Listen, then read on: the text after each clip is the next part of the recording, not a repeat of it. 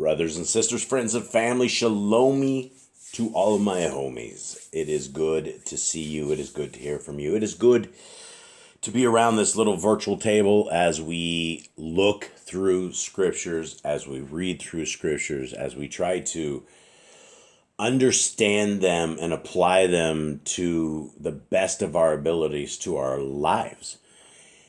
And coming out of Christianity, one of the very first things that we were lost in was we didn't understand the separation between religious things such as Judaism and straight up Torah keeping.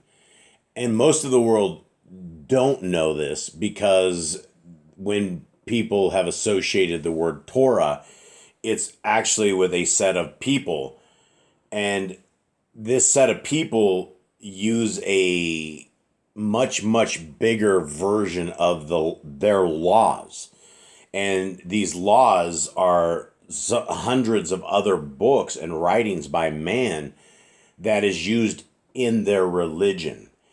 And so the difference between Torah keeping is that we first and foremost have 5 books that give us a foundation of strength that we can build our house upon a rock. Because if we don't have the Torah, then we have built our house upon the sand. Because we do not understand probably the most clever, most astute, sound, inspirational, wonderful sets of life's instructions is in the Torah. The Torah, Genesis, Exodus, Leviticus, Numbers, and Deuteronomy is actually a breath of life. It is life in of itself, because what will happen is when you guys find the amazing strength of the Torah and start walking in the strength of the Torah, all of a sudden you power up. There's a spiritual power up along with a spiritual side of protection that comes to the people of our creators. The people of our Creator are people who are loyal to Him. From the very first page of scriptures all the way till the very end, I'll give you a spoiler alert. It is the exact same thing. Our Creator, the Creator of the universe, has offered us a covenant, an agreement, like a rental lease agreement. It has our name, our soul's identity. It has a set of guidelines that says, I want you to obey a certain way. I want you to eat clean foods because I don't want you to get sick because you're eating parasite-ridden, pus-filled, hormone pockets of janitorial work. I want you to worship on a day. I'm going to bless this day. I'm going to call it the 7th day. And I'm asking and I'm begging you to keep this day, to rest, to not work on it, to not do anything, but to just chill out. So right there, this sounds really good so far. Further on, our Creator gives us these things again, this is all part of the covenant. He gives us about 158 of these regulations that are mighty easy to hold on to and are anti-bondage. Only people that lie or are deceived will tell you the laws of our Creator are bondage. Anybody who actually knows what the laws, statutes, and commands of our Creator are, fall in love with them. Beautiful things, right? Don't harm the disabled. That's an actual command. Would you want to nail that to the tree? Would you want to nail that to the cross? Is that something that doesn't sound like a good idea? Okay, so we are okay throwing the disabled away. What about proper weights and measurements? Should we rip our fellow man off? Should we add a little bit of cushion beyond what the retail should be? Should we take some opportunity of strife and grievance against the people and jack the prices of things up and really hurt them? Or do we just keep the system going, right? Well, our Creator has given us one of those commands that says have proper weights and measurements. Our Creator does not want us ripping other people off, and He does not want us being ripped off. Now, I think that sounds like a tremendously great idea. But you will have people that goes, no, that's Paul says the law is gone. And contrary to what your understanding may be of what Paul is saying, he isn't saying things like break the law. I know it sounds a lot like it, and I know that's what the Christian rhetoric is, but if you want to take the words of a man, Paul, over the words of our Creator, Yahuwah, that's a problem. I don't know if you guys can see the short-sightedness of this, but when you have 7/8 of the scriptures that say, keep the laws for all generations, I will bless you, I will keep you, I will sanctify your family, I will keep you alive, I will give you good things, you will have all these great things in the lands that you go to inherit, things will happen. It doesn't mean we're not tested, but it means that our Creator is with us. So this all stands back to the things that our Creator has asked us to do in this covenant. So the loyalty piece of this is that we see the value of the most amazing instructional guides that we can ever see in our life, and we apply them to our life. And we thank our Creator for not forgetting us, for not throwing this creation down here and letting man just kill each other off and seeing how bad it can be. We've been given the rule set. We've been given a eternity if we will choose the covenant path. So if we have a covenant path, and according to Revelation 14:12, the people that are saved are those who keep the laws, statutes, and commandments of our Creator and have the faith of our Messiah, Yahushua. There were no J's in Hebrew. His name is not Jesus, so let's use his Hebrew name, Yahushua. If you'd like to say it, Yeshua. I'm not throwing axes on the pronunciation. When it gets that close, I think he's going to turn around and acknowledge us. So we have this covenant path, and this Hebrews 8 covenant path and the Jeremiah 30 and 31 talk about a system that is for two different houses.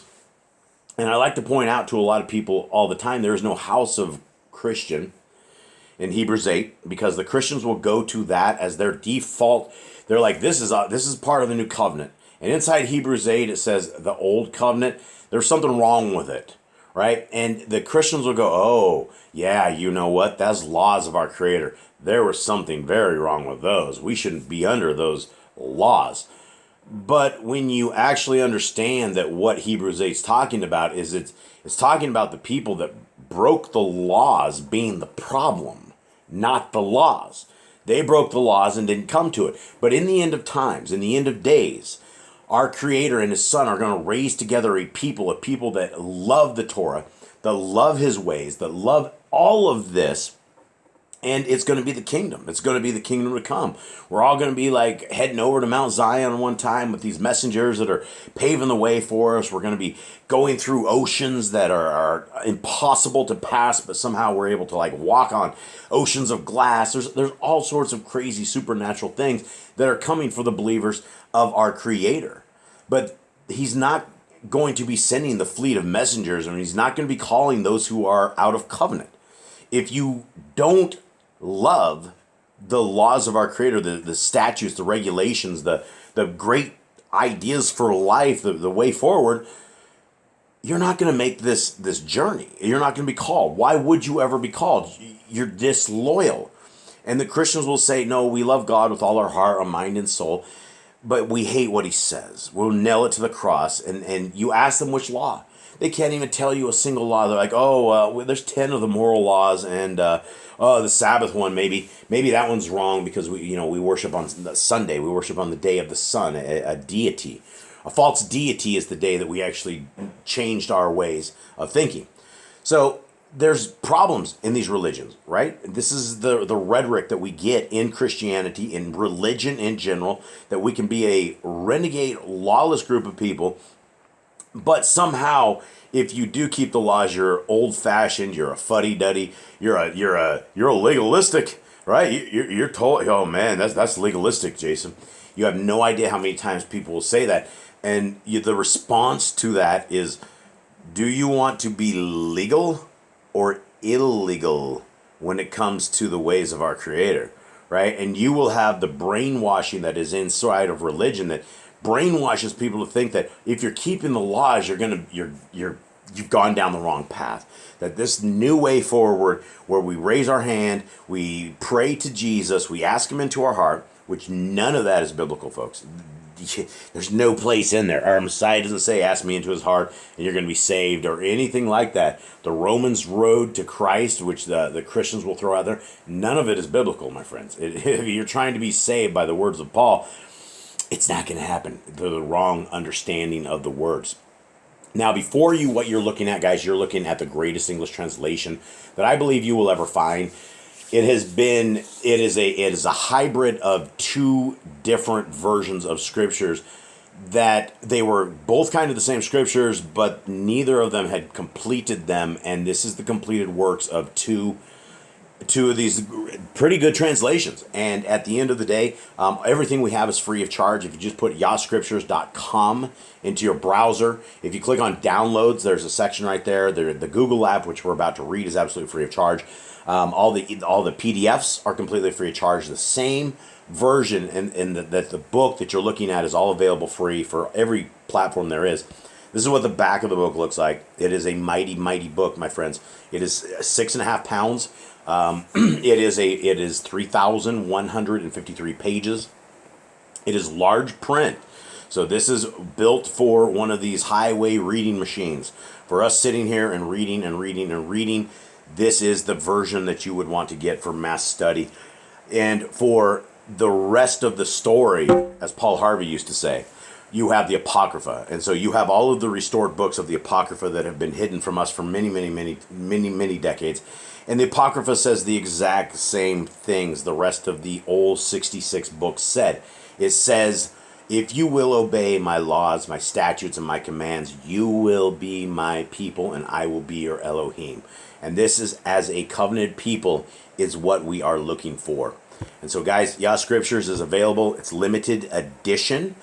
And it is one of these things that if you are able to help us out and get one of the physical copies, we are able to get a full copy into our brothers and sisters in chains. That part of the ministry has been very, very successful. There's been a tremendous amount of scriptures that have been sent in, and we are working and hoping and getting more and more scriptures in to our brothers and sisters. So thank you all to everybody who's purchased Yah Scriptures. You guys have truly made a difference. Here we are into the book of 𝐤𝐿, which is the very last book in Yah Scriptures. It is a tremendous book. It is one of the ones that should be within the Besorah, the first 4 books of the New Testament. It should be probably, Matthew, Mark, 𝐤𝐿, Luke, and John, and something of that nature, or vice versa, maybe after Luke.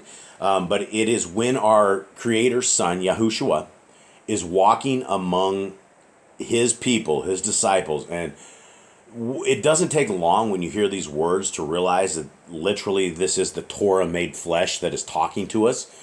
And the Torah made flesh is not the creator of the universe made flesh. It's his son made flesh. The same son who was with his dad prior to creation, who knew the Torah before light and dark were ever achieved for us in the creation realm. They knew what the laws and regulations were and were going to be. As far as Shabbat, it's also been carried on long before creation. So the Sabbath day is not something that you're keeping alone. There's hordes of messengers. There's all sorts of spiritual things up there that are keeping Shabbat as well. So here we are, guys, into the book of 𝐤𝐿, chapter 10, verse 34. Then Yochanan, John, said to Adonai, "You have taught us many things and armed our wits. You have taught us how to act towards those who believe in your cause and those who do not. Yet even among those who are most conscientiously follow your way, even among those who should be brothers, is found jealousy, pettiness, envy, and selfishness." This is nothing has changed, right? You have John that's talking about the community, right? And the community back then was a lot different than our defined Torah community, because we have a legit Torah community. And back in the days, these guys had a religious system. They had the Pharisees and the Sadducees and whatever other sects of Judaism that they were having. they were just a religion within inside of a religion. And the Pharisees existed and the Sadducees existed because neither of them could see eye to eye on various topics. And so that's the same thing in modern day Christianity, and why there's 40,000 plus different religions of Christianity alone. It's because nobody can get it on one page when the page is right before us. We have the Torah, but yet for whatever reason, in all these religions, there's no value to it. And that is the craziest thing ever, because we're told in Deuteronomy 6:4 that this is to love our Creator with all our heart, with all our mind, with all our soul. Then we absolutely, without a shadow of doubt, love His Torah. And we write it on our heart, our mind, our soul. We talk about it in the day, in the night, when we rise up, when we go to bed. All these times, it is something that is amazing. So Messiah continues on and says, Yahushua said, "These things are the challenge of life and inseparable from the present rule of man. The test is your ability to change them. The corn will be gathered into the storehouse of the Ruach, and the chaff cast into the fires of transmutation." Huge stuff, right? We know of the chaff that's going to be burned, the weeds, the stubble. The grains are going to be picked up. The sheep are going to be herded in. Same thing that the rest of the Besorah tells us. This is a same thing. But I guess the answer to what 𝤉𝐄𝐿 was talking about is that we're going to have people within these groups there's jealousy, pettiness, envy, and selfishness. And what I find extremely fascinating out of all of this, because this channel is not monetized. We do not have a single ad. There's not a single such thing as ad revenue that comes to this channel. There's no such place that you can donate to Boss Clan. We do not make a single dime off doing any of this stuff. We don't want to. I've always felt that it was absolutely hypocritical if we had the ability to make money, that why would we fleece the people of our Creator when we're simply giving back the same free stuff that we've been given? All of these people that you see, all the donate, you could do this, have super chats, and you can't even watch their content because the ads keep springing up.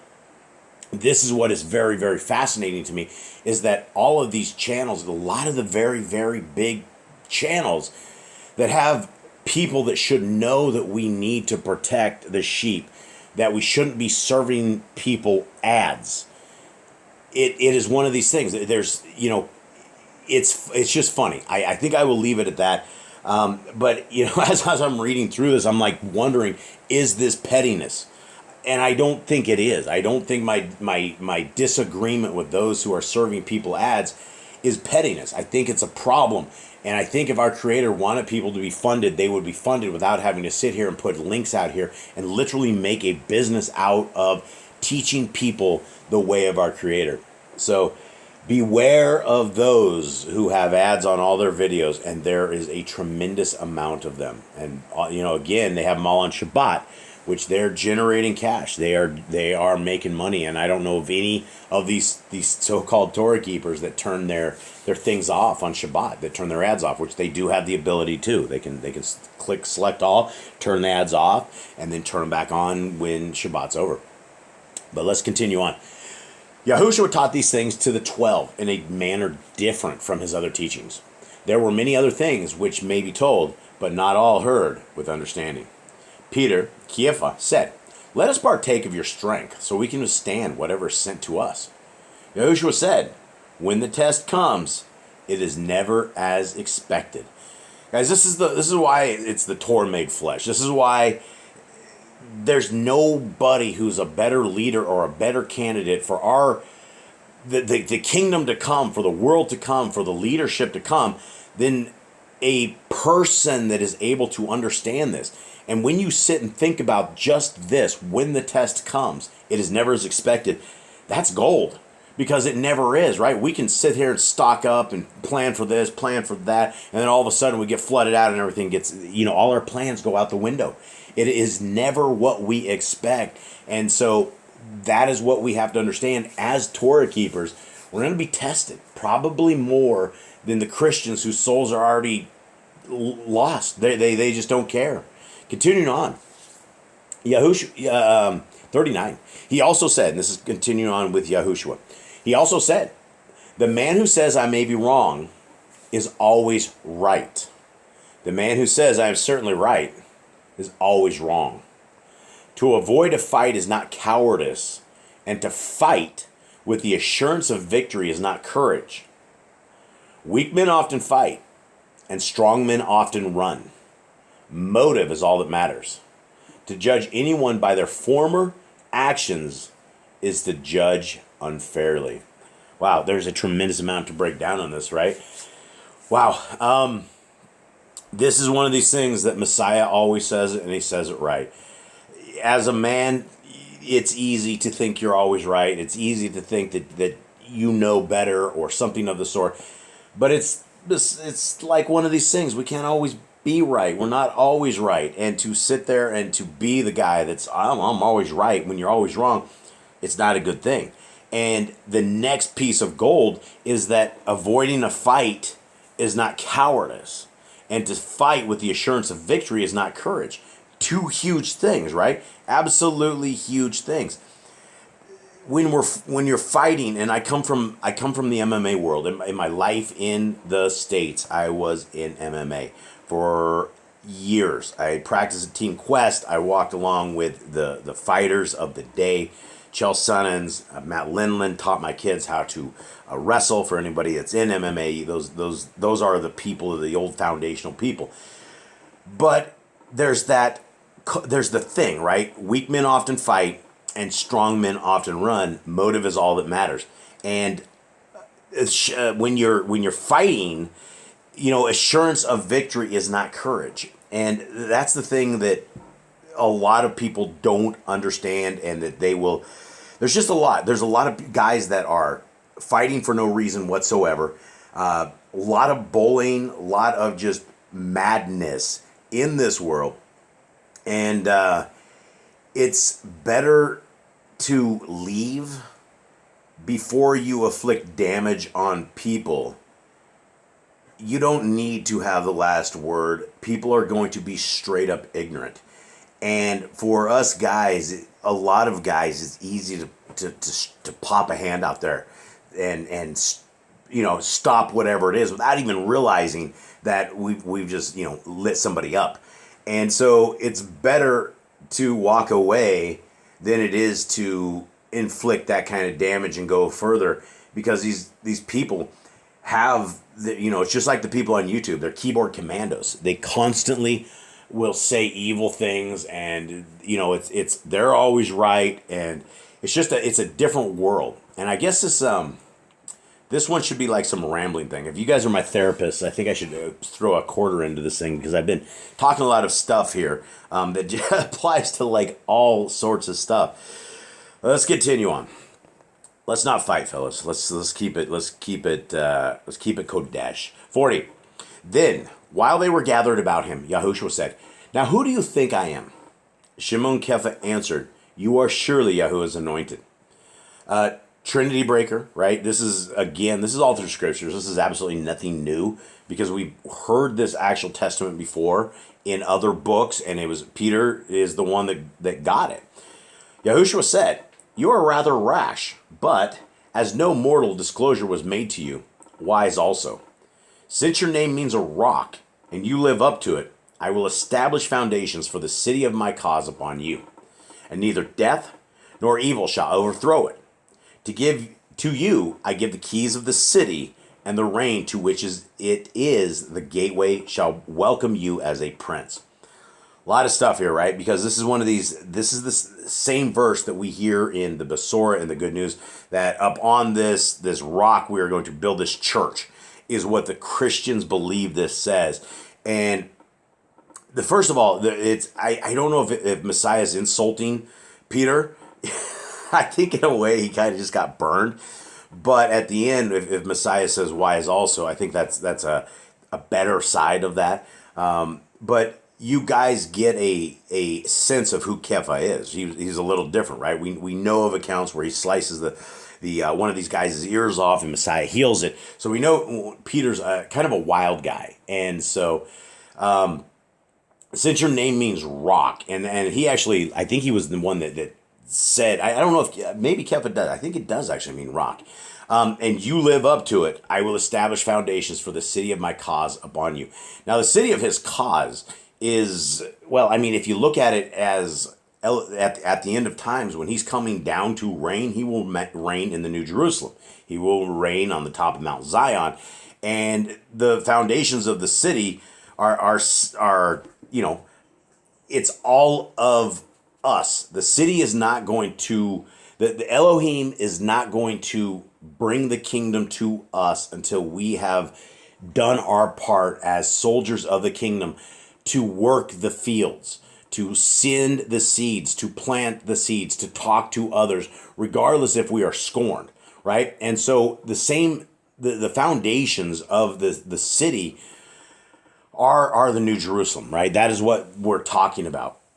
And he says, and neither death nor evil shall overthrow it. And that is absolutely true. We hear from the Apocrypha, we hear in the end times, even in the book of Revelation, how it's going to be, how Messiah overthrows the forces of darkness, how there's a 1,000-year reign where we are actually called around. We are in the New Jerusalem watching this crazy world go on as the world gets worse and worse and worse, and these guys try to decide how to overthrow our Messiah.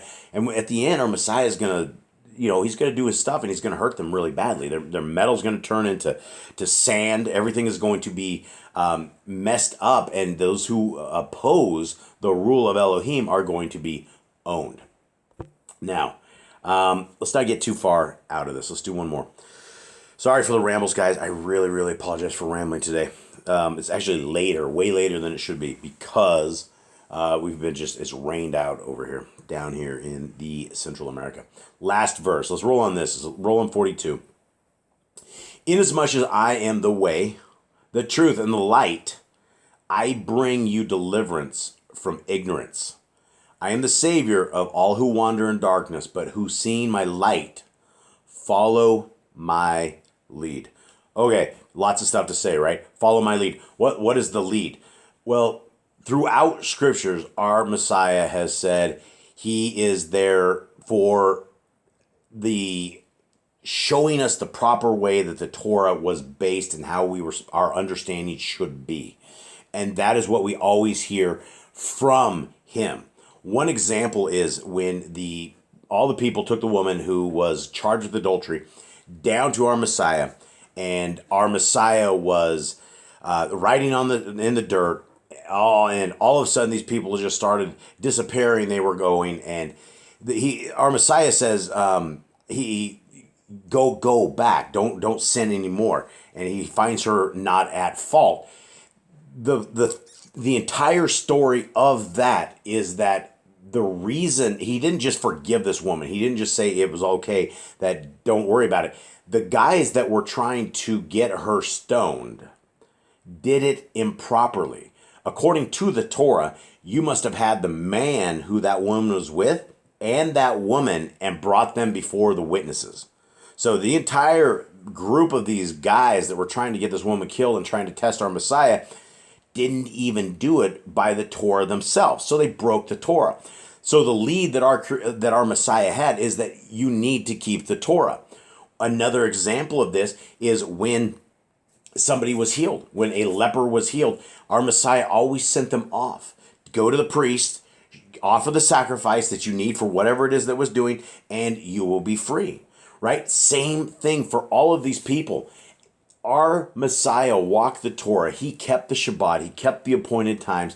He was our Passover lamb. He was that priest that gave us a chance of getting out of the second death. We will all have a first death. We will have a physical death, but there's a spiritual death, and the spiritual death is for those who hate the Torah.